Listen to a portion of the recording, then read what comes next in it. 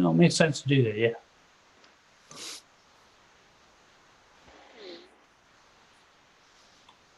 And then you have to go to Google and check and see if that's the way they want you to do it. Because in the end, that's all that matters. Hey, Steve. Right. What's up, Steve? Long time no see, buddy. Yeah, How you been? Ideally, you want to check with the Google developer pages whenever it comes to schema and see what they say, because they have some pretty stupid rules. It's really the source of information about what gets displayed on Google when it comes to rich snippets and structured data. So like speakable markup got offered 9 months before it was approved of in schema.org by Google for use only with news sites as a beta, because they were so excited about offering schema. Offering speakable schema that they couldn't even wait for schema.org to approve of it completely. So it was out 9 months early there. You're gonna start her up, Dave. It sounds like you're talking about schema. Did I miss the start of any talks about this recent update? No, we were talking about a new patent application I came across this morning on podcast and audio. Okay. I haven't read through the whole thing yet, so I can't answer too many questions about it. Oh, interesting. But we were talking about schema markup and event markup for podcasts and for videos. Yeah, there's so much more with that now. We do know some information about that. Fantastic. Yeah, I saw something about it last year when they introduced it in the rich cards section. Right. And I was saying, if you're going to implement schema, you want to look at the Google developer pages first. Okay. Because Google's explaining all their rules for implementation there, rather than on the schema site. Even though they have people in charge of schema from Google, like Dan Brickley, he's the head of schema for Google. And Google sort of started schema.org. If you look at event schema, Bill, it requires a picture, right? On the Google development page, it requires a picture. However, you're not required to use a picture with schema. Right. So Google is telling you what they want to see if they're going to display stuff in Google search results. And they don't give you an error on that either when you test it on their site. That is not an error. However, it is for them. It's not an error in the structured data markup tool? They call it a warning, but it might as well be a error. Because they're not displaying it in results if you don't have picture. Yeah, I was talking about that with somebody the other day, the difference between a warning and an error in that regard. And I'm suspicious that, somebody just posted, I think it was yesterday, that Google says now, again, that structured data has no impact whatsoever on ranking. Bullshit. And I'm calling bullshit on that too. That was taken out of context so badly that the headline. Wow, somebody reported something in this industry and it was out of context. Oh, well, credibility issue. That's new. Wow.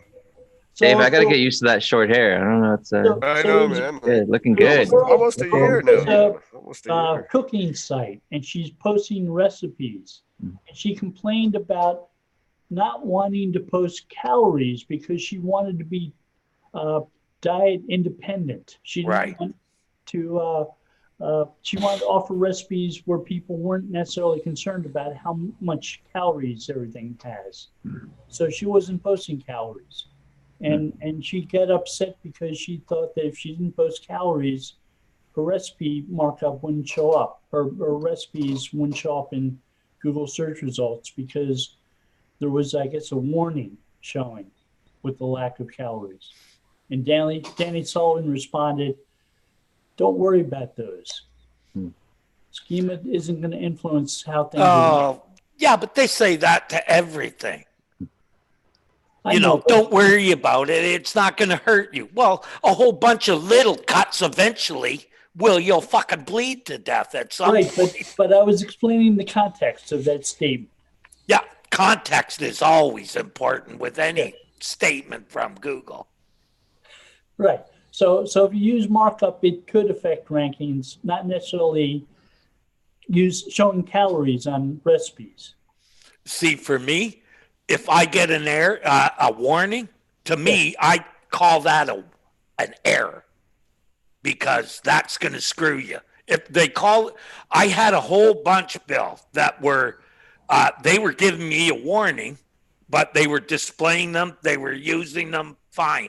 And then all of a sudden, about maybe roughly a year ago, just after they did the cleanup where they actually penalized sites, they stopped all those ones that had warnings. They removed not just the page, not put the scheme in, they quit putting the page in. Lost rank is what I'm saying. Like, it was almost like, oh, we're going to penalize these pages now, and we're talking months of trying to get them out of that and couldn't do it.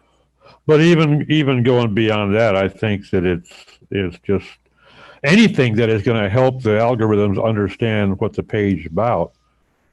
If the page is reasonably well built, it should help your rankings. It'll at least affect rankings. If it helps them understand the context of your page, how could it not affect rankings? But again, or even visibility. You know what I mean? If it's getting you into the people also ask, or if it's getting you into Google Discover, or you know what I mean? There's other things that just create further visibility that's going to give you not necessarily like a direct ranking boost on a given term, but it just can give the page or the site more visibility overall. I think when they say things like that, it's like the old supplemental index, Oh, it doesn't exist. It doesn't, it's nothing. Don't worry about it. Well, hey, man, I got 2,000 pages and you're only showing 1,200, but, I got no problem. Well, that's another instance where Google made an announcement and people didn't listen well. What they said, that never happened. What they said was, we're going to stop showing supplemental index indications in our search results. Yeah. They didn't say we're going to get rid of the supplemental index. Right. There's a difference. It does exist, big time. Always has. Never disappeared. Just the notation in the search. And when they did that, they as much as said, we don't want SEOs obsessing about these things. And, running up bills for clients, where the page, it doesn't matter if it ranks or not. So to stop having you obsess over supplemental index, we're just going to stop talking about it. Right.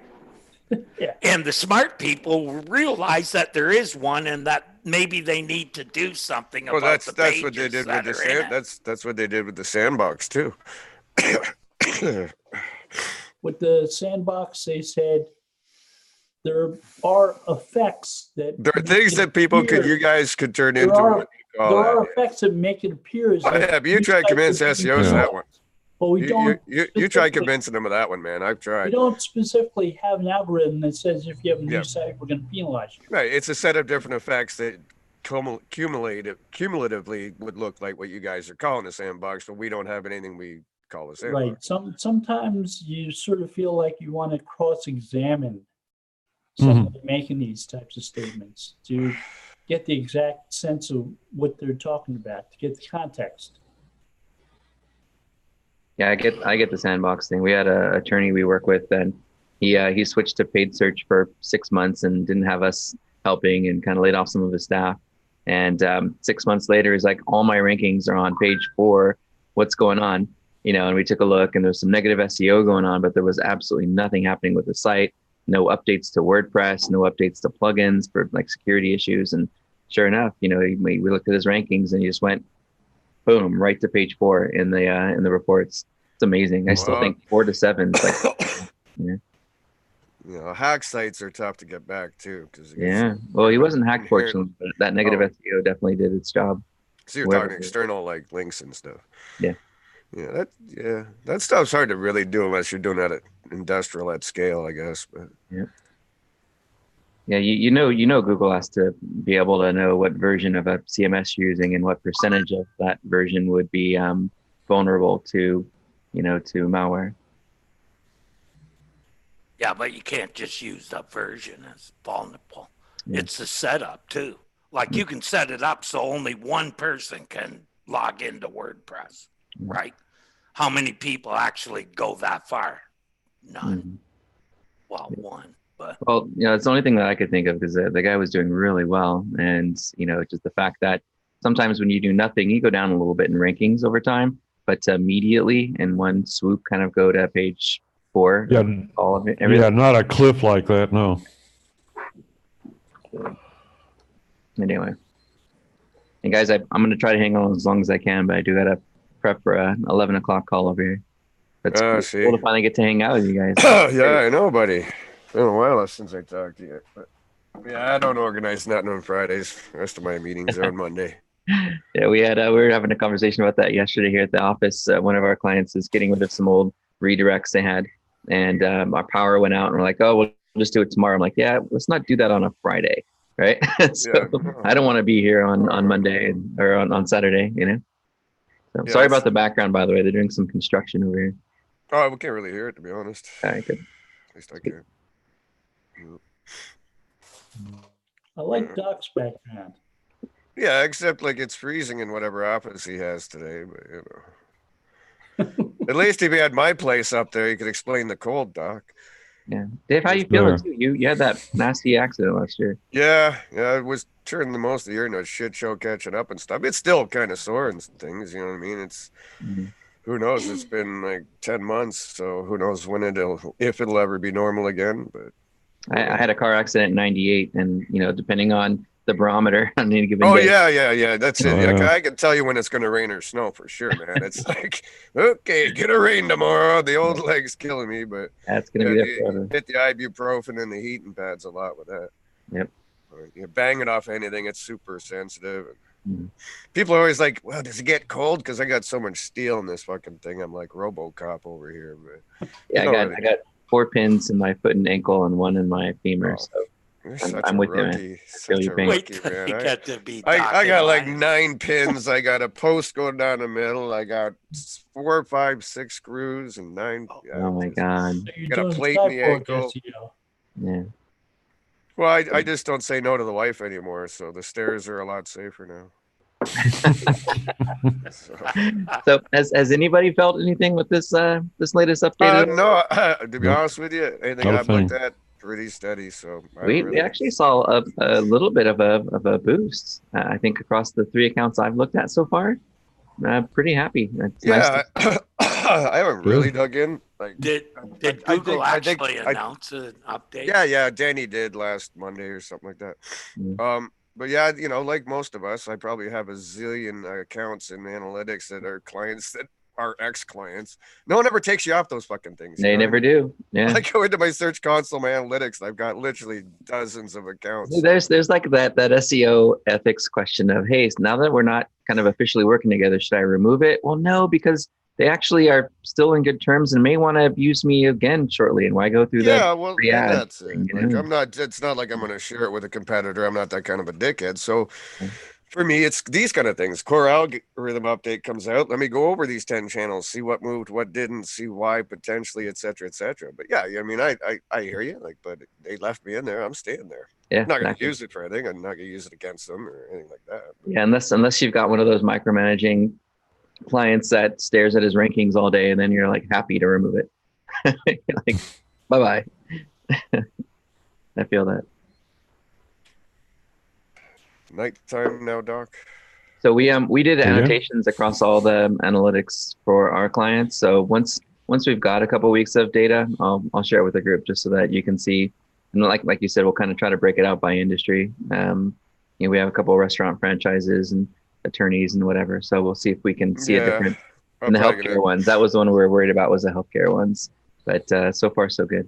I'm going to dig in over the weekend for sure and go across everything and see what I can find. So as usual, I'll post in the dojo if we see any kind of trends. But anything I'm actively working on pretty much stayed the same. I didn't see a whole lot moving, which is too bad, but I was hoping. What kind of healthcare clients? We have a few. We have one that is insurance, like health insurance. We've got a couple of cosmetic surgeons that we work with as well. So and we have one that a couple that have portals that sell things like books and training on keto and what's the other thing he specializes in? Cancer. Like his all these like tutorials and how to's on cancer. So we had to by experts. By doctors, yeah, but they we had to emulate what Healthline had done with sort of putting a little badge that says fact checked, and a few other attributes, and we were able to help recover some of the rankings that client had when they came to us. So that was kind of a win. And then he referred a bunch of other healthcare clients, and now we're giving advice to folks that have been hit by all these not called medic update that's the medic update. Yeah, the medic update was a poor name for it because it distracts everybody. It's like, I don't got a medical site, then I don't have to worry about it. I don't have to worry. I don't like it. Yeah, I hate that shit. It's more about, are your people actually knowledgeable in what they're talking about? Right. It was like Florida. I was like, well, I don't live there. I'm good. When Jagger hit the early 2000s, I'm like, I don't like the Stones. I should be fine. Florida SEO buys links, right? Instead of Florida Man, we're gonna have Florida SEO. Cool. Well, this is so cool that you guys are doing this. It's just amazing to get so many, incredibly intelligent people on one. Group chat. Is he seeing the same screen as I am, guys?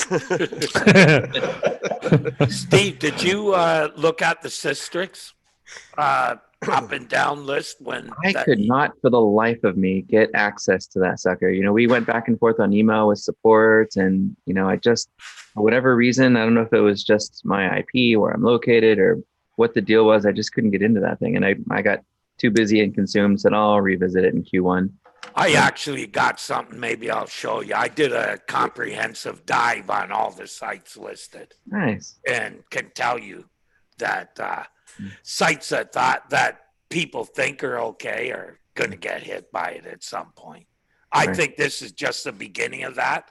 What I found over the years is you get one big one where a whole bunch of people get hit and it makes news. But they keep ratcheting that as they go. And then maybe a year later, you hear a few people talking about how their sites that were hit in the past were hit again. Yeah. That stuff keeps happening.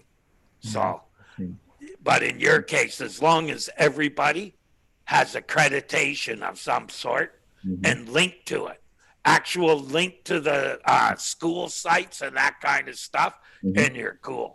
Yeah, that's the Google Scholar. We saw a few sites that survived after some of these updates, and a lot of them did reference. What I thought was interesting is that Healthline didn't, when they used their links, external links, they used a number and a superscript, and internal links they used keyword text. I thought that was a really interesting approach because they're not sort of bleeding, link texts, value to an external site. I thought that was really kind of fascinating that Healthline had done that. I don't know, just interesting, and looking at how folks that focus 100% on SEO for their marketing, are running those kind of tests. Yeah, but I don't think that matters either way. I think Google puts in text other than that number. I think Google annotates links like you annotate your analytics. Yep. Yeah. That makes sense. Yeah, we do get asked a lot when clients say, "Hey, we hear we got to get hyperlinks to our website," and I'm telling you this for a long time. They actually say hyperlinks still. Yeah. So some of them, depending on how old school. We work with some really. I was gonna say that there's some old fellas there. The bigger the corporation. Some of those little hyperlinks thingy-mabibbers. We need more of them. I read it in a blog post. The recruiters for these guys don't know what to look for when they hire digital marketing managers. So we're teaching our digital marketing managers what Google Analytics is. It's really kind of an odd paradigm, but in that, when we think about the questions that come up around getting links, what we tend to answer is like if you're purposefully trying to get a link, right? Whether it's for referral traffic or whatever, you're not trying to buy it, you're trying to earn it. Then, make sure that the page is going to be likely to get links itself. Otherwise, it's probably not going to be as valuable. Make sure that, the link's likely to drive qualified, like referral traffic, like converting traffic. Or 3, if it's going to be seen by thousands of people, like you're going to be in the news or something, it's great for brand awareness and visibility. Those are kind of our 3 criteria. We don't, anything else, like, say, what do you think of these links? I'm like, did you run it through that criteria? Like, yeah, I guess this isn't a very helpful link. Like, that's always the alien one, huh? That sends traffic. Traffic, a link that sent what? Yeah, what? Yeah. It's like, so traffic, yes. Why is it anytime somebody says alien, the first thing to my mind is a stupid Xenu link sleuth? What's wrong with me? I have issues. I need to change careers. You guys remember that? You live centerfold of Scientology, right? I don't know. I'm talking about the link. He's a nut bar. Xenu is named after the alien that is featured in Scientology. Really? That's interesting. Oh shit! That does not surprise me at all. There goes their credibility. Wait, so L. Ron Hubbard was an alien? Oh my God. I'm not going to be able to sleep tonight. No shit. Yeah, that thing should be just taken off. Yeah, I'm going to go. I'm uninstalling that now. Yes, he wrote science fiction. He wrote science before he started for all a number that. Of years, and then he said, "Hey, there's money in this religion stuff. I'll one of those." Yep. I remember when an ad agency from San Diego called me in 2007, and they said, one of our clients is a church, and one of their members said some things on camera, and we want to bury it before it goes out tomorrow. And I'm like, there's not a whole lot you're going to be able to do, but maybe you could throw some ads up, push some things down, use your current assets, be the first to talk about it. And, but that was interesting. It was a Scientologist thing, but geez, that was 13 years ago. Anyway, how fast time goes, right? Yeah. I don't have the Bruce Clay Tech Tips page tabbed anymore. God, swear jar. Where's the swear jar? He said Bruce Clay. $1, please. It's right over there behind the Rand jar. Yeah, we keep it beside the Rand jar. Yep. You keep those jars segregated, huh? Guys, whatever. Well, you have to. Those two things, they get going together. Remember Aaron Wall? He had what was that? It's funny. I was talking to him on Twitter yesterday. Aaron's showing up again. Yeah, I was talking to him on Twitter yesterday. So. Right on. Like, yeah, he was one of my heroes in 2002, 2003. Yeah. So learned a lot. It's cool. Yeah, he's been a little bit more active lately. Yeah, that's good. I haven't talked to him privately. Obviously, I'm not going to get into it here, but no. Rents due. Better do something here. Did I mention the SEO audit course I'm writing? You have a group for that now, don't you? No, actually, I had a post and seeing who wanted to do a show, and then it just went crazy. So, yeah, a whole bunch of people hopped on. Yeah. And somebody, I think it was Craig Campbell, tried to tag Chase Reiner, and it said, "Well, you should get Chase on." No, I wouldn't. Don't lay that on Craig now. My cousin did not do that shit. That was Craig Anthony that did that. Go look at the thread, man. But anyways, it was Craig Anthony. Yeah. Was you sure? Oh, Craig Anthony. Yeah. Okay, sorry, And then as soon as Alan came in and jumped all over it, oh boy, Craig Anthony came right in again and left a 5-star review for Chase. Oh, he's a nice kid. I when I first saw him trying to he is. Reach out to everybody to get advice, and then I felt like maybe 3 months later he creates his own search brand, and I'm going to teach search. I'm like, but you're just asking all these sort of basic questions. That's kind of how he burned the bridges. Is he would go out into like our group, the dojo group, and stuff like that. He'd ask a bunch of questions, and then 2 days later, he's got a video up. He's telling his course with the answers we gave him, and it's like you don't do that, bro. Like, yeah, that was weird. You at least give credit, and so I saw him on Facebook where it notifies you when someone you're connected to is nearby, and I'm like, I see him nearby. I'm like, dude, come to the office. I'd love to chat with you, and maybe we can do just a quick like web video or something, and. I'll see if I can dig up the video, but we did a little video while we were there, and we talked about search, and when we were done, he looks over at me and is like, dude, I think you're on a whole nother level. And I'm Oh, no kidding. like, wow. So I thought it might be helpful to have a little bit of a wake up call to let him see kind of where he really was, with depth of knowledge and search and in a friendly way, right? So it's we still have a bit of a lack of younger voices at this point, so anything like that's good. Like I was doing a little mentoring or whatever you want with a kid the other day, and he turns out he was like 20 years old. He's been doing this since he was 17. Yeah. Hey, don't forget, kids have been on the internet now for freaking years. So I wouldn't be surprised. I wouldn't be surprised that someone has built their own websites and are better SEOs than any of us, and no one knows about them. Yeah. That wouldn't surprise me at all. Yeah. I had a 19-year-old contact me on LinkedIn, told me that he'd been reading my blog since he was 15. Wow. Yeah, it's not like they weren't trying to make a business, so they weren't out there giving their name. They're just reading and learning. And this kid was pretty smart, Terry. Like he does web development as well, obviously, kind of like how we got there. But he was for 20 years old and 3 years in the game. He was, he seemed to be doing all right. Like he had a good knowledge, passion. You can tell he's been studying and to learn. And a little bit of passion, good kid, man, and willing to work at it, you can become a good SEO pretty quick. It's not like this is freaking rocket science. By the way, did Chase reach out to anybody and ask them for mentoring? He did to me, and I said, look, I'd love to help you. I'm just so busy. But I was talking at 2 a.m. one night, half in the bag. He's a nice kid. But he is a nice kid, and he's bright. But the thing is, someone like Dave doesn't have to worry about Chase because they're two different audiences. Right. Yeah. Like you're not going to find many people from our group in Chase's having anything to do with what that guy's doing. Well, we all want to be there to have a good laugh. That's true. Different. That's why I never, all more power to them. But as far as I'm concerned, it's two different audiences. More power to them. You want to hook up with guys like that, so when those people move on, who they're going to go to? Because if he's not trying to learn more, he's soon going to be, his own people are going to know more than him. Right. Yeah. Well, there's another aspect too. And I learned this a few years ago when I was teaching courses at the university. You learn an awful lot doing your research to be competent to teach it to somebody.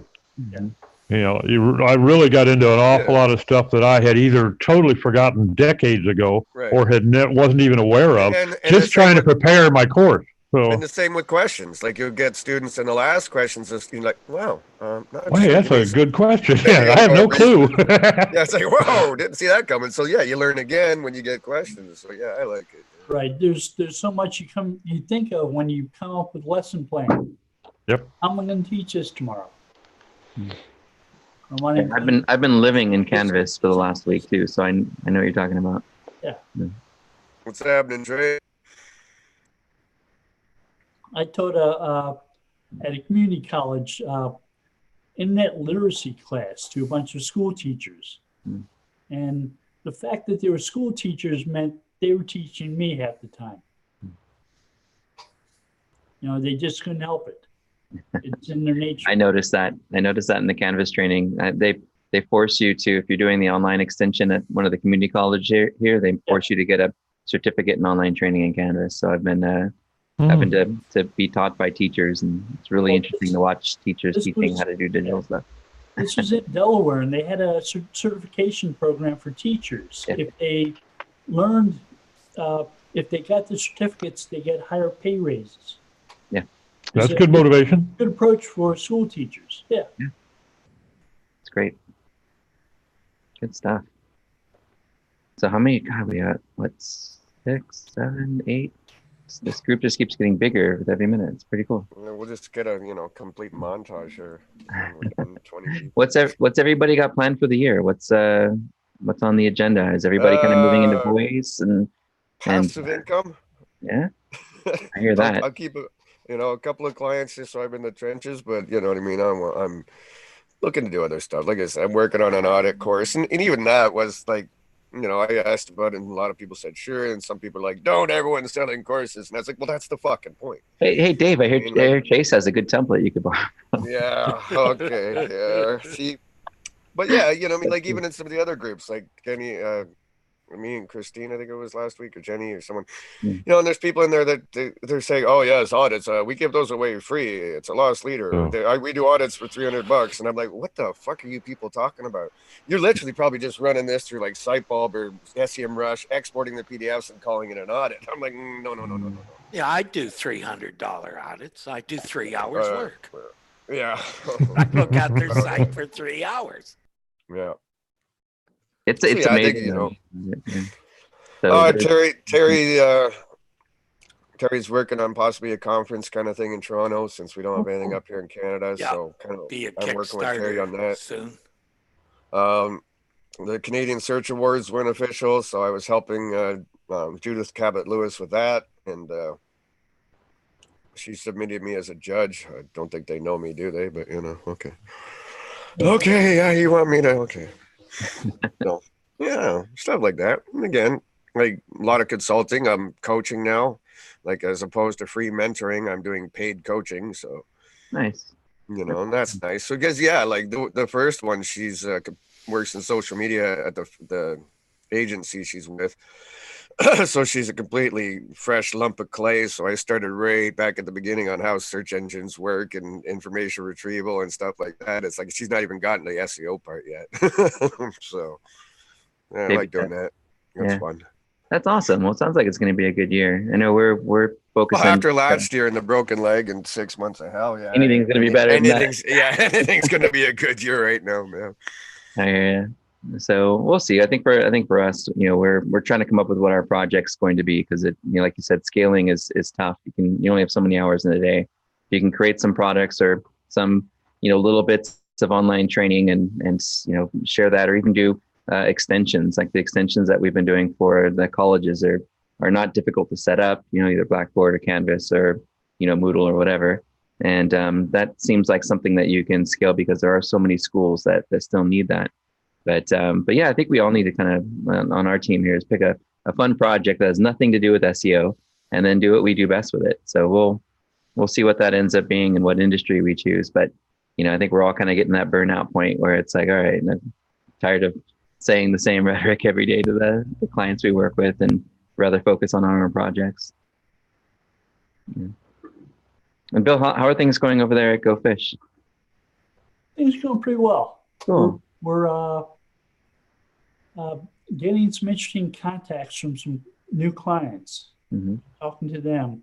I'm still actively going through patents and learning from them what I can. A couple of recent ones about image annotations at Google and how they're categorizing images in a semantic way. Yeah. If you do an image search, there are a bunch of bubbles at the top of those that show categories that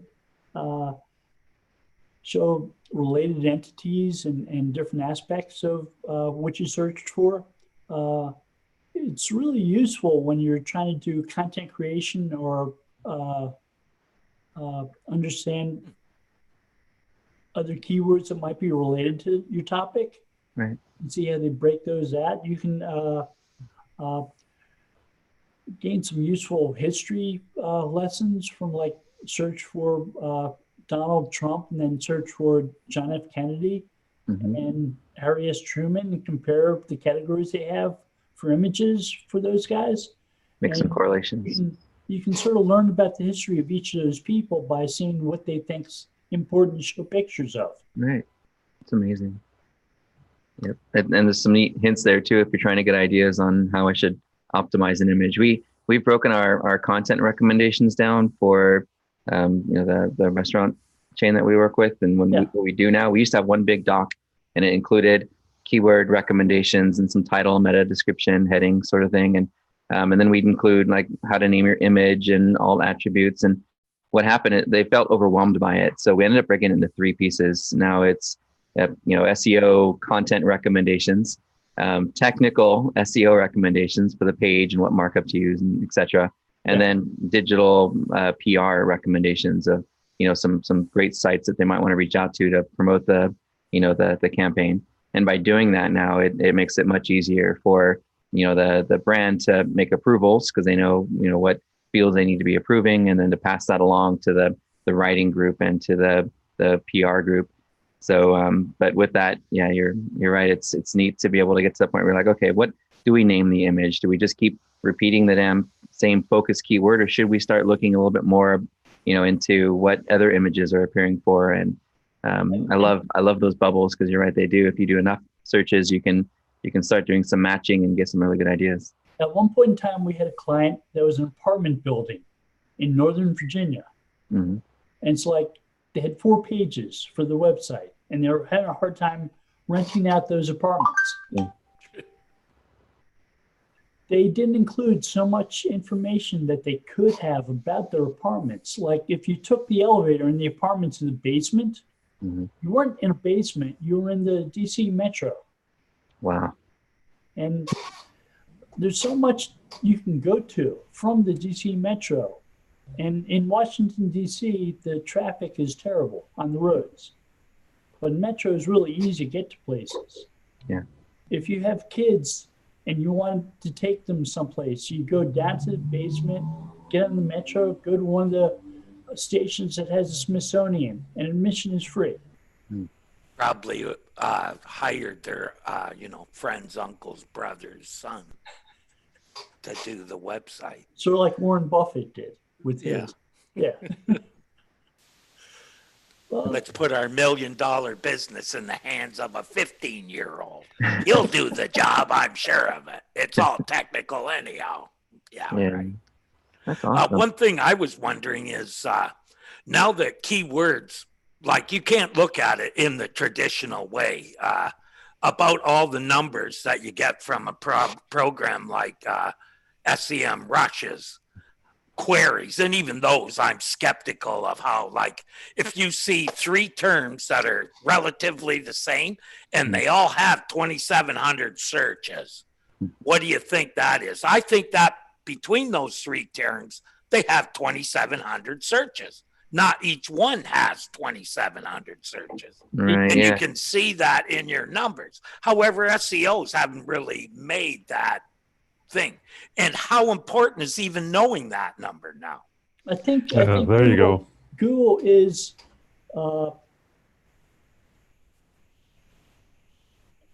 they're actually taking lots of those keywords and combining them. Mm-hmm. We used to see things like data center as 2 words would get 800 searches a month. Data center as 1 word would get 1,400 searches a month. Singular and plural too. We had a client who rented data centers. So they had data centers everywhere as 2 words. And we said, why not combine them? Just like in the old days, website 2 words or website 1 word. I remember when that was a huge debate. I used to use both on a page to make sure. Right. And nowadays, if you look, you see the same numbers for data centers 1 word or data centers 2 words. Because they're not distinguishing them. They're using their phrase matching bullshit to count them all as in the same thing. They know it's the same topic. So they're not necessarily matching words on a page anymore. They're matching the topics. Well, I think at the tail end of your comment there, Terry, I think you touched on something that, at least for me, is important too. How much do those numbers really mean anymore?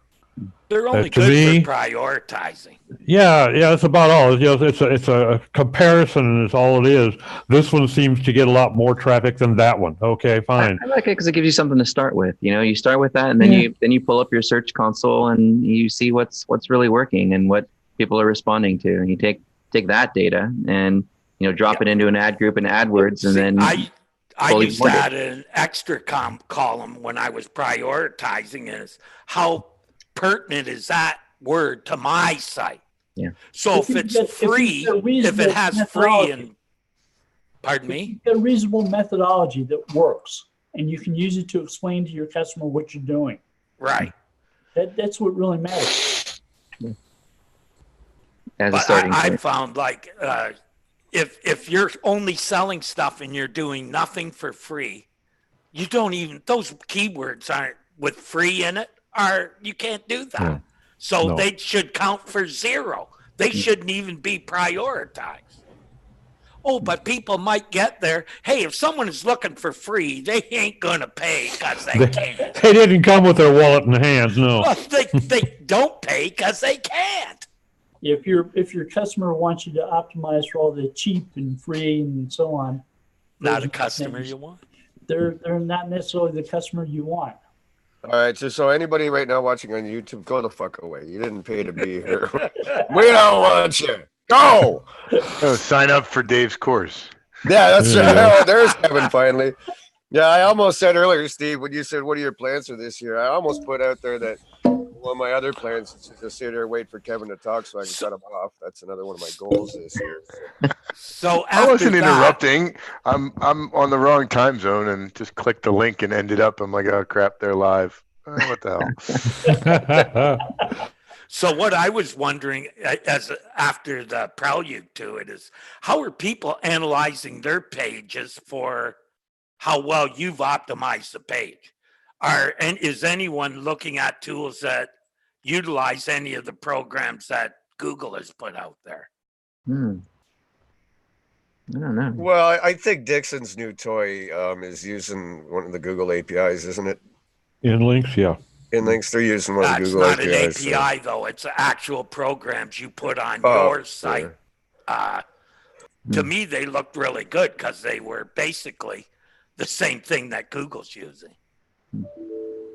Not an API, but gives you the same elements that they're using, including the. But yeah, like, you know what I mean? You can get like some of their they do supply like some of the machine learning stuff for corporate sites and things like that. You can actually. Actually, quite a bit, yeah. They have a lot of there's services. something that emulates BERT right to the T, though. I've been looking at that, and that's what I think there might be a market for that because as far as keywords go, you want to know. You can't just say this word is there and I'll repeat it X amount of times and that'll rank the page. That's this fucking now. industry, buddy. There's a market for just about anything. Come on, Neil Patel exists, right? Oh yeah. Well, So You know what I was interested in was Jump Shot. I haven't had time to really play with it, but the demo they showed that that you can actually put in the thank you page or confirmation page of a URL, and their ISP data will go through and tell you which search terms actually resulted in a sale or a conversion for a competitor. I thought that was really interesting. how would they know what a Interesting. competitor sold? I would be skeptical of that. Yeah, so it's a lot of the data is in the query string, right? Like what they purchased and whatever, depending on if you're using post or get. But I thought it was fascinating because it actually kind of showed some data of what words were used that produced a conversion for for a particular brand. I thought it was neat, but I haven't had time to even go back and talk to them. But how would a competitor's site? How would they know if something's sold on it? Like sure, ISP data. So they look at the URL, and if it went to if my ISP is selling that kind of data, I'm fucking moving. No. You're talking about the URL for arriving at the thank you for your order page. It's got coding in there as to how you got there. What item did you come from? If they're saying thank you, it kind of figures you must have bought something, and that's telling you what it was you were looking at before you got thanked. So, reasonable assumption. Yeah, but that coding is in the URL. Mm-hmm. So those thank you pages should be no indexed, right? So it's not about what shows up in search. It's about ISP level, right? So it's ISP level. They're just capturing the full URL in the browser. Yeah. So the ISP has to be selling the data. Right. Yeah. Well, that's why. Then I would get rid of the ISP for sure. That's almost like selling third-party data. Yeah.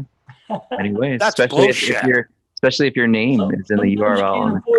That ISP should be put out of business. Or user account number, whatever. Yeah. If you're not telling your clients that's illegal almost. Data sharing is unavoidable these days. I mean, the California DMV is selling address and traffic citation information. Is it a nice dress? Everybody. Yeah, but you can't do anything about that, Bill. They spent $50 million. They earned $50 million last year on it. Right, but that's different than an ISP, right? That's a government agency, but an ISP is you're trusting them with your data. If they're selling it, they should be telling you. Are you going to petition the government to have the ISP stop selling data? Again, good luck with that one. Yeah, right. I understand that, but an ISP has a different responsibility. They don't have a fiduciary relationship with you. I don't agree, Terry, that they have a different responsibility. I think that the government should be held to the same level of responsibility. Yeah, anybody that has any private information on you should have to respect your wishes and protect that data. I don't care. I don't care if it's God himself. Yeah, but that's an opt-in program. It shouldn't be opt-in. They should tell you, we're going to sell your data if you're hosting with us. Well, if it's, if you look at what's happening right now, that's where we're going. It's going to be like the CCPA that just took effect, and they'll start enforcing it in July. California Consumer Protection Act. And that applies to organizations that earn more than $25 million a year? Yeah. Yeah. Now, for little guys like me, I'll have to check my books, but I don't think I hit that 25 million mark last year. So it doesn't apply. Okay. Yeah. But I think that's around the corner. They're going to end up, it's going to spread to other states. It's going to spread to the federal level. It's going to end up getting drilled down more and more to where you're going to have something that's GDPR level around the country. Yeah, speaking of shady analytics, whatever happened to that nacho analytics thing that people were talking about, where you can kind of emulate the competitors' Google Analytics? That thing ever? I hope it died, but I did. Yeah. I never played with it. Oh my God! How are they getting away with this? No shit. That was amazing. If I found out an ISP was doing that, I'd sue. Yeah. Well, talk to Hitwise, because they're one of the ones that provided it. We were using them back in 2000. And Terry, who knows what's on page 12 of the terms of service either, right? Yeah, that's what I mean. But yeah, who reads them? Yeah, but something like that. That's pretty. Like, how many people would go to an ISP if they told you beforehand, by the way, we're going to sell all your analytics? How many people would host with them? Yeah. A great opportunity for idiots. A great opportunity there for some sort of an expose site to look at hosts that routinely do that, huh? Unless you find out that all of them do it. Oh, yeah, that's true too. No, you know what that does? That means you have to do it yourself, like I do, right? Or go to people who actually think like I do that I don't need. I shouldn't be able to even look at your data. Somebody please tell me there aren't more people out there that actually think like Terry does. Oh, yeah, that's true. Now I'm scared. Yeah, that would be a scary place, wouldn't it? Well, guys, I've got my 5-minute warning coming up for my 11. Is there anything at all that I can do to support any of you this year? It's you. Money, lots of money. Send money, Steven. We got to get Doc up to 25 mil here. So I'll put that I'm that close, Steven. I'm that close. Your $39 could put me over the top. I'll start a Kickstarter. So, don't hesitate if there's anything at all that I could do. If you want me to share something, we're doing a 24 hours of SEO charity fundraiser in another month or two. So maybe you want to play with us on that. I'll let you know. Sure. Yeah, let me know. I'm here for you guys. And if I don't hear from you this week, guys, have a great weekend, and we'll see you on the next one. Yeah, buddy. You too, Steve. Good to see you, man. Yeah. So yeah, Trey. I think Trey, he's having fun here. He's asking questions on YouTube, and is your mic broken or? But yeah, you could put all kinds of stuff in an image, dude. You could put including spam. We're doing there was a hack site that we were doing work on, trying to figure out what was going on. And at the end of the day, turned out they were putting scripts into PNG files. right? So most people, you get a hack site, you're looking for a .js or something fishy. No, this was .png, which is, it was the sneaky little hack, but oh yeah, you can put bloody code right into them, for crying out loud, man. And it was like inserting content and links back to the home mothership and stuff. So, oh yeah, it's a thing. So, I mean, it like a regular JPEG. Can you hear me? Yeah, we got we you. hear We you. got you. Like a regular JPEG, if you put, like you showed a picture of a red wagon and you put red wagon, that enhances that image to be known more That's in about the format. a red wagon. I'm not sure if JPEGs are able to do it. No, but I know PNG. no, a JPEG won't, but a PNG. Yeah. So yeah, you can do stuff like that. Okay. I'd heard about it. I've never done it. I've always sit there and thought, well, what would my users think if I had a whole bunch of text on the pictures that they want to look at of products that they may want to purchase? I just thought it was distracting. I'd shy away from that just from the user's point of view. But I was, just had to ask the question to find out if it's really a thing or not.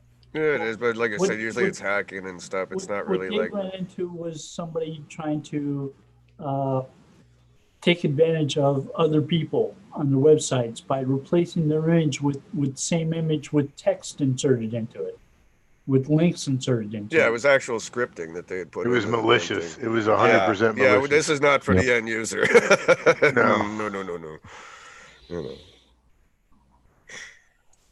That too could be fun to play with. No, I'm kidding. Not really. Yeah, don't touch that. Go click on my Facebook profile picture.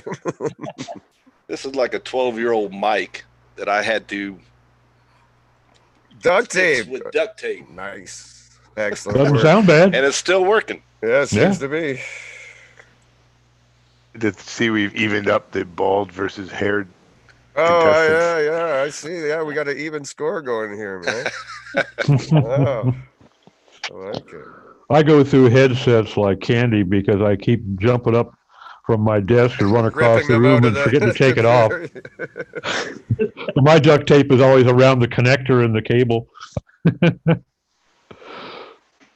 A lot of mine I have taped it as soon as I took it out of the box. Yeah, I think the sheeting reinforced that puppy earlier. Because of that kind of stuff. There you go. I've done that a couple times, Trey.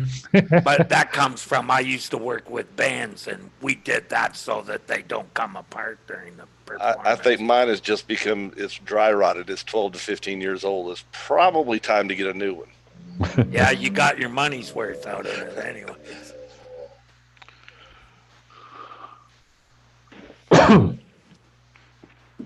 What are you working on this week, Kev? Google Tag Manager and analytics, fun I hate tag stuff. Yeah, fun stuff. Waste of time. I didn't like Tag Manager because it adds so much code bloat to your. Oh God, yeah. Yep. It's huge. Bullshit. I mean, I take the time, or at least I, in my case, I would take the time to figure out how to do, the snippet code. Yeah, the problem is with us, the way that our sites are built, it makes more sense to use it than I have a lot of universal pages that are shared that it just creates too much of a nightmare for tracking. Mm-hmm. And I can't do it on my own. I'd have to create the pages individually it would slow sites down. I don't love it, but it works. Cost of doing business type situation. The part of your CMS or the GT? Well, it has to do with how our sites are generated and how the sites are pulled off of the server. We have universal thank you pages and things like that change it once and change it for everybody. So it's just a pain in the ass. Oh, so you're using Tag Manager to break those pages out of the group? Right. Then I can throw Tag Manager up and do more event tracking that way. Okay, so you're getting extra value out of it. I've never seen extra value from it. I'm doing it for doing mostly event tracking for buttons and A/B testing on setting up goals and analytics. See, rather than Tag Manager, I put it right into the code. Like, put the event right in a clickable. Right, and but the problem is I've got so many hands on touching things like they can go in and do it. Is that if I put the code on the button and then somebody takes the So button you out, have many and hands in the pot, and not all right, of them should be there. exactly. It's much easier if I just change the class of the button and then Okay. I track the class. The class has nothing to do with the Ah, CSS, It's a right. neat right? way of using Tag Manager. And I'm doing it so that when our sites upgrade, like from a version 1 to version 2, the classes don't change, so that way when the legacy picks up and it still keeps tracking it instead of Oh, because if I track the actual code, then if the code location changes, then I don't know what I don't know, if that makes sense. yep. That Until makes, see, until that's a use. That's a value add. I don't like using Tag Manager just because Google says I should be using it. Oh, I agree. Like lately on some of my legacy sites that I inherited, I've got,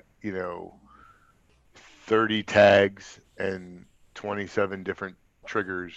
So just messing around with that to try to see different outcomes. The biggest thing is it's all in one place instead of having marketing companies that are doing Yeah. AdWords chime in and then other code bloat. We already have a code bloat problem. Um, but that ship has sailed. It's like pick your battles type situation. Yeah, I don't worry about code bloat. Just give it more hardware if there's code bloat to Yes, take well, care of it. that gets me in trouble when I turn around and go, well, let's just add more servers, and it's like, Oh, nope, I okay. didn't say that. No, that came from somebody Well, you else. Like, just explain it's more servers or less code, which is easier to do. right, Easier to buy bigger servers. Or you can yeah, just convert everything over to AMP because Google wants you to. Oh, yeah, yeah. right. Yeah. And in 2 years, you get to do the work all over again right. when they drop it. Well, that's the 2 benefit of years, you're optimistic. not being a publisher. Like that's the easiest. That was my favorite thing at the last gig where the car dealers are like, we need AMP. And I'm like, no, you don't. You don't publish anything. If you want to start publishing stuff, sure, let's go to AMP. But you don't publish squat. So it doesn't apply to you. And ideally, in the current situation, I don't have inventory that's on my site long enough to care how it ranks. That's the goal. Yeah, if you're getting the kind of turnover they should be getting, then it's not an issue, right? Right. Like the dealers that are constantly changing things, it's like, look, the goal is if it takes 60 days to get traffic to this specific page, you don't want that vehicle on your lot for 60 days. So That car's already gone, hopefully. right. Hopefully, if it's not, then we have a problem. So I'm doing a lot more. The focus this year is on getting a lot more evergreen content to inventory pages. And That must be like pulling teeth with car dealers because there's no one there to write it. right, well, it's me writing it. It's me writing it or my team writing it. So I'm more doing categories. So especially with independent dealers who might have 50 different manufacturers at any given time. That's why we're doing it more for like content on the type. So SUVs, and then we occasionally have this model or that model. So we're doing it, trying to get more holistic points of view, if that makes sense, Terry. Yeah. Would you look at it also and prioritize by manufacturer and type yeah, thing? sometimes like I a do that. content audit Yeah, in but some sometimes I do ways. that. The problem is that some of the dealers that might be traditionally getting Toyotas, then all of a sudden they switch to going in the Nissan mode or this or that. So it's trying to get more of the model, or the manufacturer is less of a priority than the type of vehicle. Right, because most of your clients are multiple manufacturers. Right. They show up at the auction or the trade-ins and they're going to get whatever they're going to get. So more used car market than a new car market. Yep. All of my clients are independent, so they're all used. Okay. Whereas the franchise car dealers that I was doing before last year was much easier to be like, oh, well, Billy Bob's Toyota is always going to be getting Toyotas, right. Yeah. Cool. How do you like the new job? It's good. It's 9 months in, and and it's good. There's What a lot. hockey team you watching there? You? I'm still a Hawks fan, and I'll be at the Leafs game in 2 weeks. Oh, really? At the Leafs Stars game in Dallas. Let me know when you're in town. We'll go out for supper. I'll take you to a good restaurant. No, that's what I mean. I'll be in Dallas. I Oh, misspoke. I'll be at the Leafs Dallas. Yes, if I come in Toronto, when you get the conference figured out, I'll definitely come up and we'll hang out. But I go to the little ECHL minor league team, the Allen Americans, who are part of the Minnesota Wild. They're the ECHL team from Minnesota. That's been that's good fun because the players, like the players, you talk to them, you hope to see them. The one guy from Allen that made it to the NHL is actually San Jose's backup goalie Dell. He was an Allen American, and some of us knew him. So no, things are good. I like the new gig. I like the more hands-on. The independent dealers are better in my mind than franchise car dealers because they have. It's sort of like the comparison to minor league hockey or minor league anything is that they need the attendance. So independent dealers are more hands-on and understand what you're doing, can get them more leads, and those leads sell more cars. Have you found the contacts to be younger and more internet savvy than the old timers that are probably leading for a new car dealership? You know, the salesman who's been there 20 years and with our clients, it's half. It's one of those, the old guard is still around, but the new guard that's coming in understands that if they're going to be there, they're going to have to contribute to the new way of doing things. Yeah, you got a plumbing emergency there, Doc? Not plumbing. Well, some guy's site got hacked, so. Oh, goody. Getting the white screen of death. See you guys later. Good seeing everybody. Trey, first time I've had a chance to sit in with you. Good to meet you, man. Good to meet you too. If you can't figure shit out or whatever, feel free to hit up Tanya there. So she's done it. I might. Later. All right, man. Bye, Doc. Word fence is your friend. Word fence. Do it, people. Oh, I hated word fence. See, yeah, it's done well for us, man. Everything's nice. We got the pro version though, but I was getting the one that sends you all these frickin' nag messages. Oh, yeah, okay. Well, in other words, I know I just logged into the website. I don't need you to send me an email to tell me that. Security? Yeah, Security's another one. Yeah. If something's wrong with his WordPress. Doc laughed. I told him to get a hold if he's having issues. Yeah, like I said, now I just put only I can. Well, when you get back, just send him a message on Facebook and tell him about it to get a scan on it. So he's just got a client who's freaking out, so send him a message. Oh. Kevin disappeared. I turned around. He's gone. Yeah.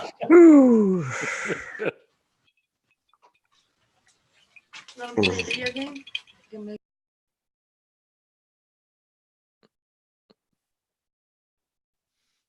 What do y'all think about that same site attribute for cookies? What do you mean? Yeah, it's Greek. All Greek to me there. Yeah, I never heard of that. The Google Webmaster Central blog or something like that mentioned something about on a post about a new model for cookie security and transparency.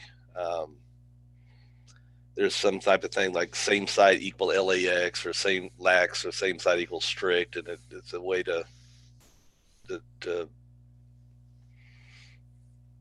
I really don't understand all of it yet. Where was it? Where did you find it? Where was it? Drop a URL in the chat there if you get a second. Yeah, if I can find how to get to it. It's the homepage of webmasters.googleblog.com. Hold on a second. Let me find chat. Well, that just didn't bring up nothing with it. There it is. I found it.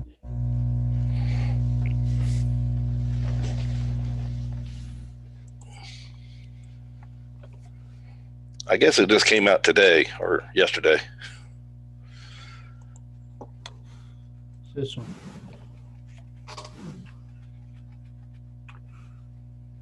Oh, you're putting there. That's right.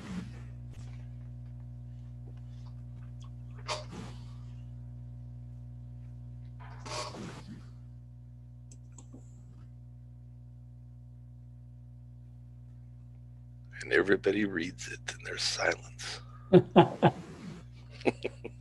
It's only in Chrome by the looks of it.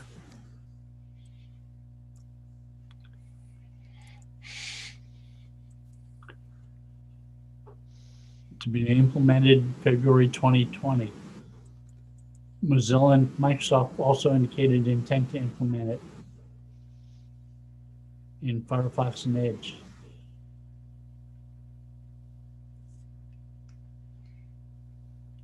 Mozilla, yeah, Firefox and Edge for Mozilla and Microsoft.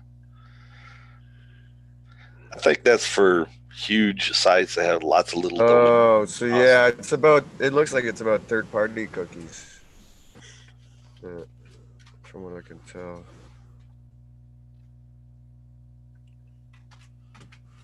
All right, this is a entertaining fucking content we're putting out now, people. Yeah. All right, I'll go back and read that later. Oh, that's interesting.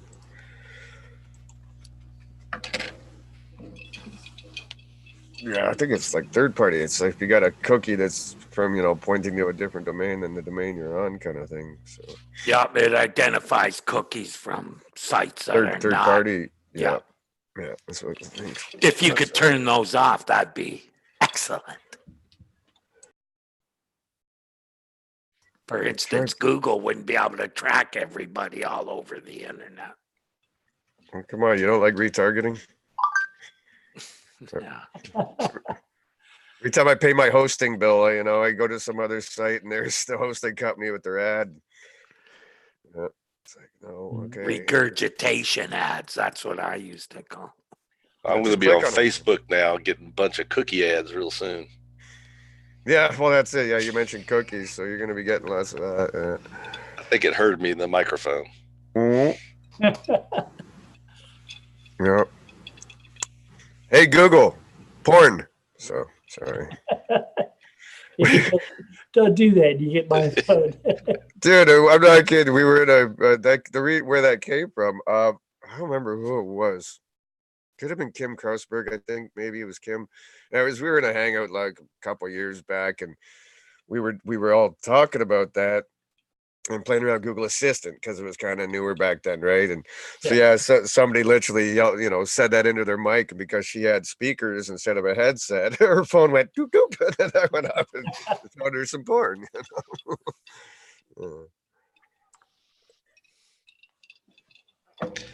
Bill, did you used to live or work in South Carolina? Never. New Jersey, wasn't it? Or I was in New Jersey for a long time. I was in Delaware. I lived in Virginia. Virginia, maybe that was it. And they call me the gypsy. I don't know. You might want to take that tag off of me, buddy. I moved out of Virginia 10 years ago. 5 years ago. Okay, it was probably Virginia. Whereabouts in Virginia? I was in Warrenton. Warrenton. Yeah, 50 miles west of DC. Yeah, I know where it's at. I started my high school in Lake Braddock Secondary School in Springfield, Virginia. So I've been to Springfield, yeah. Yeah. It was started way back then. It was a brand new school back then. Supposed to be a new thing where all the schools had an open concept, open floor. So there would be a big open area and 7 different classes were in it. It didn't take long for them to figure out that didn't work too well. Yeah, I haven't seen that model too much. No, it was a brand new model. It was kind of neat, but it was a neat school that if the coach of our athletic team that I was on made us run a mile, which means run to one side of the school and then back, and that was 1 mile. Oh, when Terry went to school, everyone would just get into a little school room like this, and all the grades were there. You know what I mean? It was like it was the one room school back then. Not quite that bad. There's 3 grades in a couple of schools. So. Oh, well, yeah, there you go. So we're all just getting old. It's pathetic. I think I guess Kevin's the young one here. Yeah, you can't even see him sit in this chair. He's so short. Wow. He's lost a lot of weight. Pan the camera down, see Kevin. Right through him. Well, yeah, see, his company's all about transparency, so you can see right through him. Yeah. Oh, God. Oh, there you go. So where you putting that one, Bill? Is it going on your site, or is it going on GoFish, or what are you doing that one? Are you not sure? What's that? The one you're writing about? The podcast? On my site. Yeah. Yeah. Figured that. Yeah. And they have me on a editorial calendar, so I don't have to write something new for them for a week or so. Oh, and they pick your topics for you? No. Oh, okay. Kind of figured that you wouldn't be letting people tell you what you're going to write about. No, that ain't. Yeah, can't see that happening, man. Well, that's hard to do, because if you're not working on that at that time, then it's, tough. Well, Kevin had to go see the boss, but...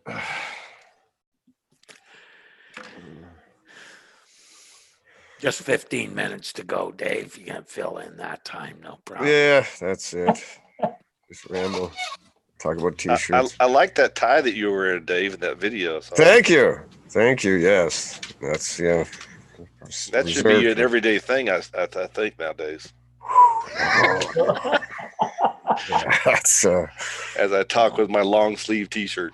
Yeah, it doesn't happen too often. That's like a special date with the wife or anniversary or something. You missed my wonderful Christmas suit. I had to forget the ugly Christmas sweater. I had the ugly Christmas suit on a few weeks ago. So I don't know the monkey suits, man. I just look too good.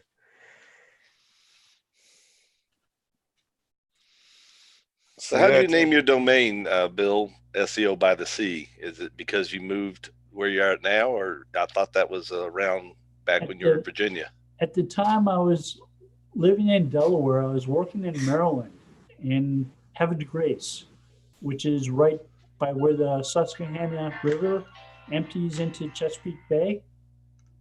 And I was looking out the window, watching a bunch of sails bouncing up and down on the bay.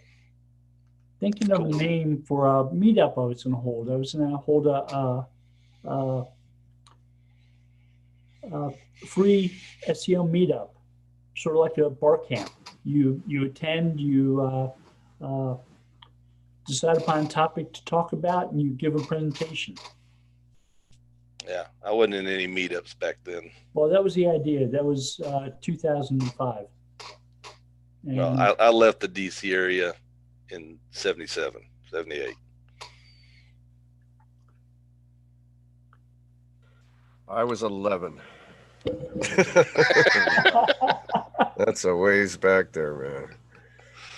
So I've been to DC since. Back in the 70s, we visited when Richard Nixon resigned from office.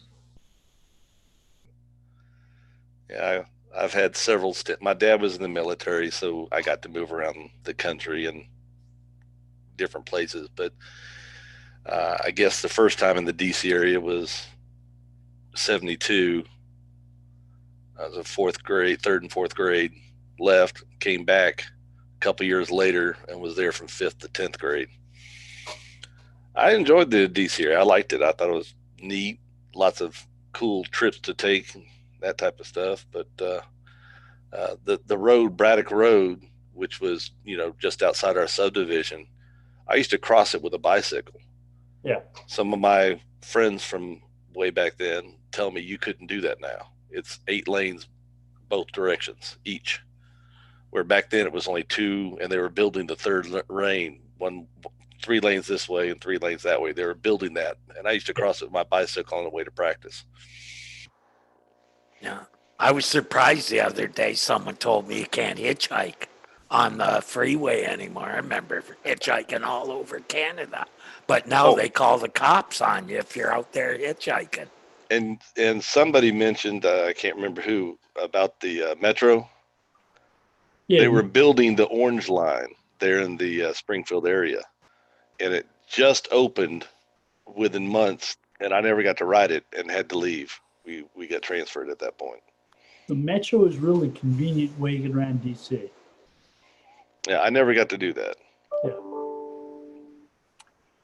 Well, if you try to drive in DC area now, you understand why they have a metro. Well, I knew why they had a metro back. They were building it back then. It was pretty bad way back then. That was just like 5-10 years ago. At Toronto, here they never stop widening the freeway. Every year it gets wider than the year before. They're making the one here wider every year too. Yeah. It's no surprise. Yeah. They're adding a hover lane, carpool lane. If you have 2 occupants in the lane, you're allowed to use Right. HOV line, high occupancy vehicle. Yeah. Yeah, they decided that would be a good thing to add to the freeway, so they're gonna. The car manufacturers are going to have a button on the passenger side to hit a button, it'll inflate a doll so you can ride on those things, and hit another button, it deflates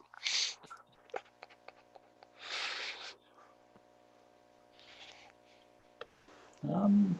That'll be replaced by the hologram. That might work.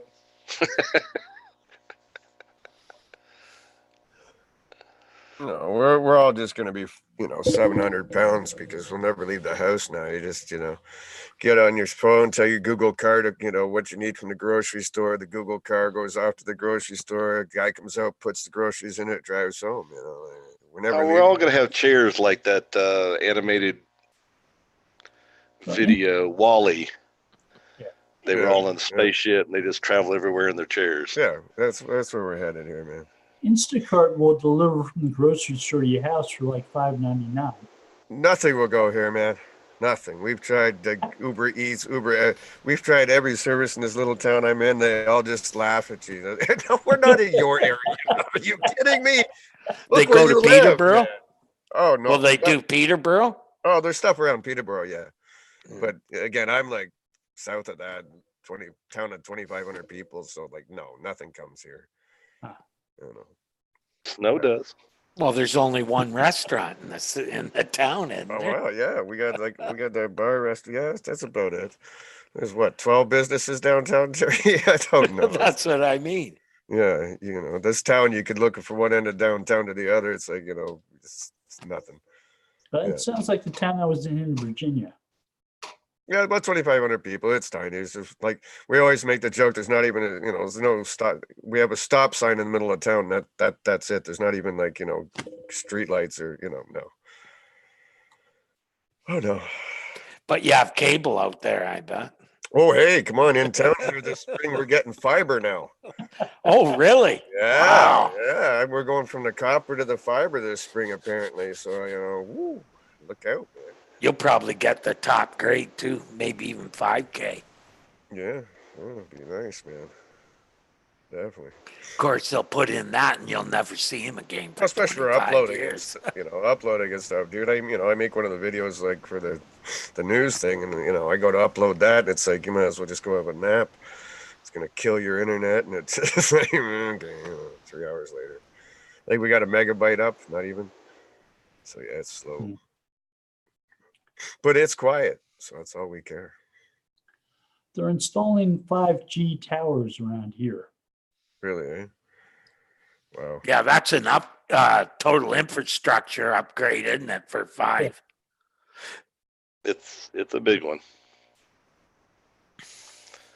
Man, I remember when I first started on the internet, not me personally, but actually launching an e-commerce business on the internet. 98% of my users were all dial-up. Buck, I remember when there was not even, my first modem was 12 baud.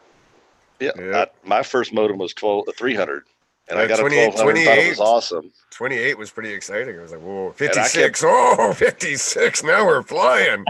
I can download this software in about a week. I could turn pictures on. That's it. I can see all those dancing GIFs now. Ooh. Yeah. So when you're telling people that they should put alt text with their images, that's because we remember an internet without pictures. Yeah. Unfortunately, I remember that. Unfortunately. Memories like the corner of my... Yeah, it's been a long road. It's like someone was saying earlier about like time flying. Jesus Christ, man. 21 years. Flying faster.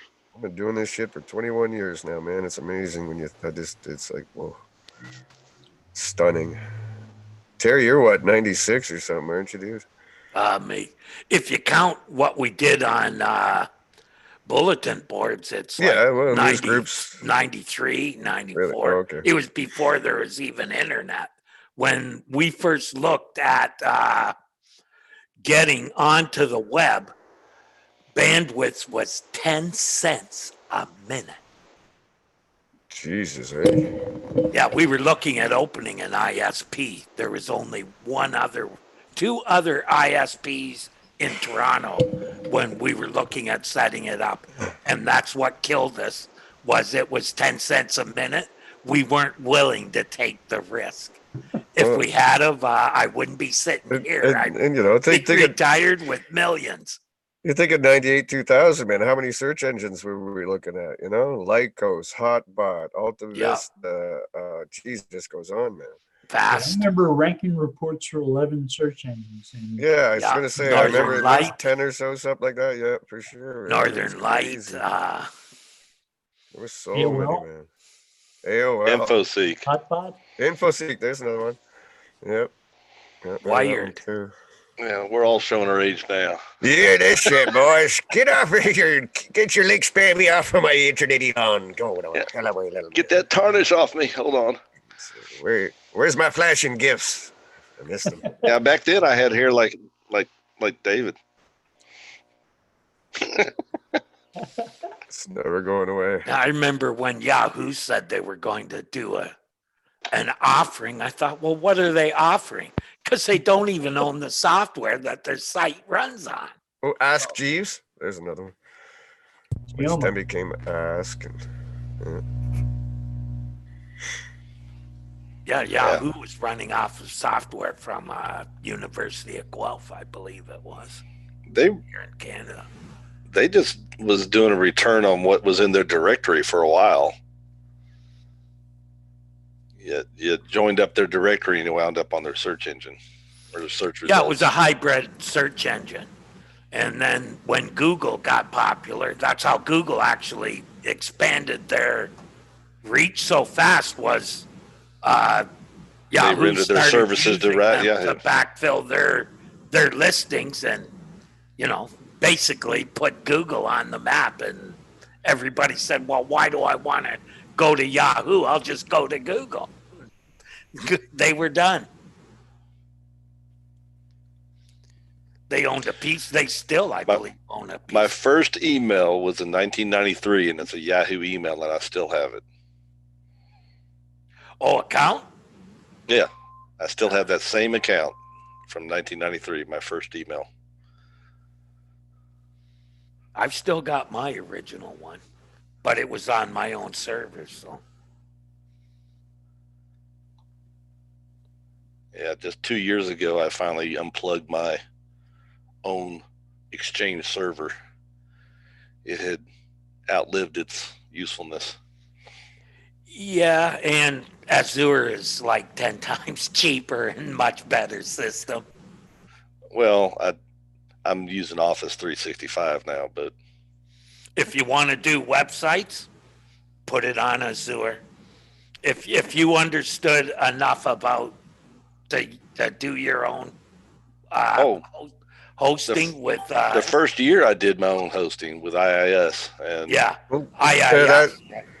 Terry, that stuff just like they're killing with that. Like, so you've got Xbox, which is a gaming system. You got PlayStation. Now, streaming games is like the next big thing, right? Well, Sony, which owns PlayStation, has gone over to Microsoft, their competitor with Xbox, to use Azure for their streaming and stuff. So a lot of big companies they have a deal with them. Yeah. Well, it's also basically you're either going to go on AWS or Azure. Azure is the only platform that offers both platforms. On Azure, you can also get Unix hosting. So you could set up a hosting company with both Windows and Unix. That's what I'm in the process of doing. I already have websites running on Azure. Take 1 second to load. Fucking lightning fast. I've always said IIS loads WordPress faster than Unix does.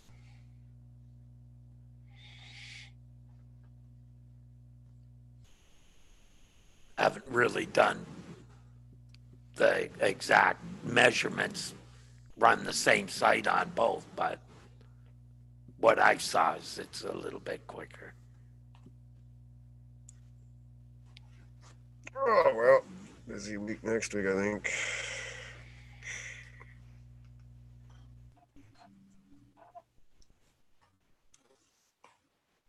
Oh, look at that, 2:30.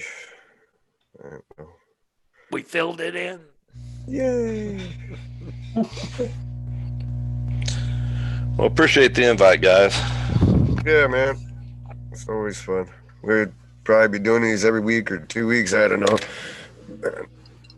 Bill's got one every Tuesday. Oh, that's nice. Well, that should be easy. As long as I'm in those Facebook groups, I'll always have something to bitch about. Yeah. They don't know I'm just there for the humor. Yeah. So, this one guy I talked to, even I didn't keep the thread, I should have, but I just put one of my drunk falling down gifts because the guy's question was something along the lines of, if I steal somebody else's content but change a couple bits, will I be able to rank for slightly different terms? And I'm like, what are you fucking talking about? Like, what?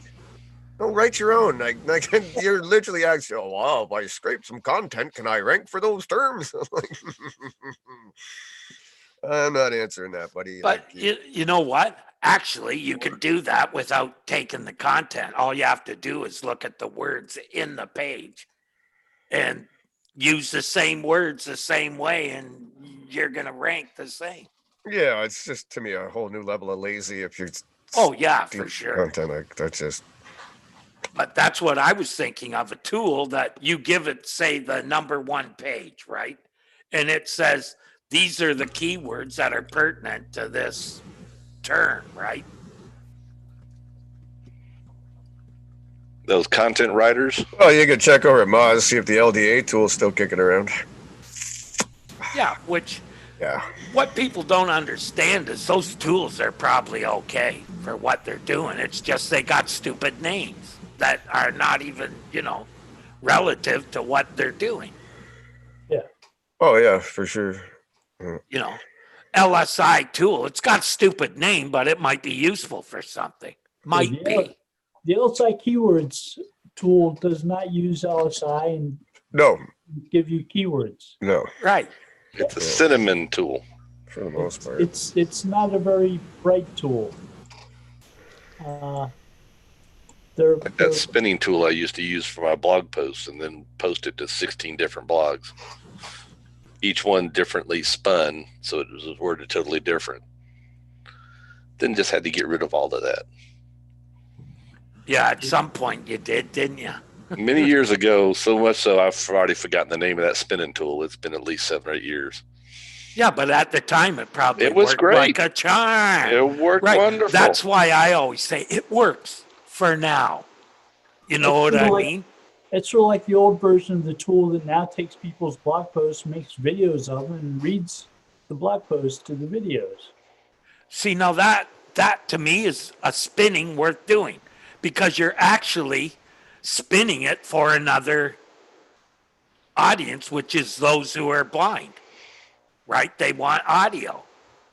That's how Dave and I come across doing audio, making our like purely audio version podcast, was because we had a member who couldn't read. All he could do, he could just use the audible part of our stuff. Visually impaired. Yes, visually impaired. Yeah. Really nice guy. That's partly why we decided to do it. Yeah.